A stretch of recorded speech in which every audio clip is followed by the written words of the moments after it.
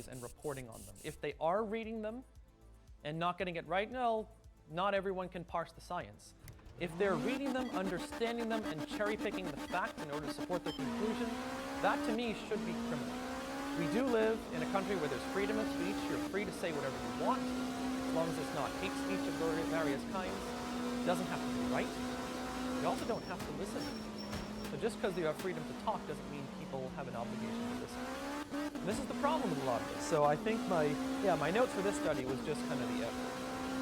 How do you get the conclusion from this internet article, which wrote an article about an article about an article about a study, when the conclusion says with an excellent sample size, not associated?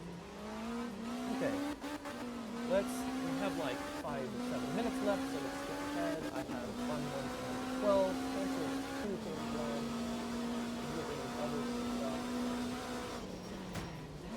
Oh, does that look like a surprisingly familiar figure? It's another article about the same thing.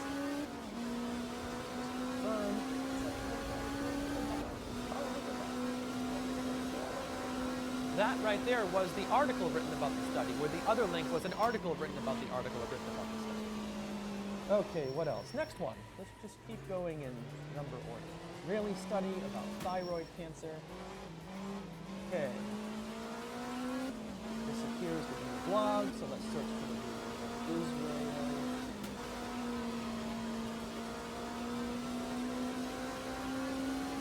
First, the news article. So take a sec to parse some of this. The incidence of thyroid cancer has been increasing rapidly in many countries, including the US, Canada, and Israel.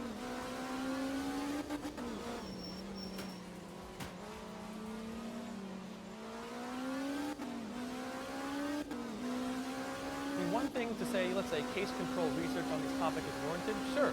No one's gonna refute a claim that, hey, maybe we should study something properly, right?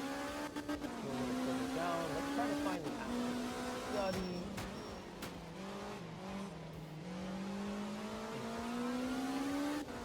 The main point of this study is that thyroid cancer and cell phone usage are going up at the same time.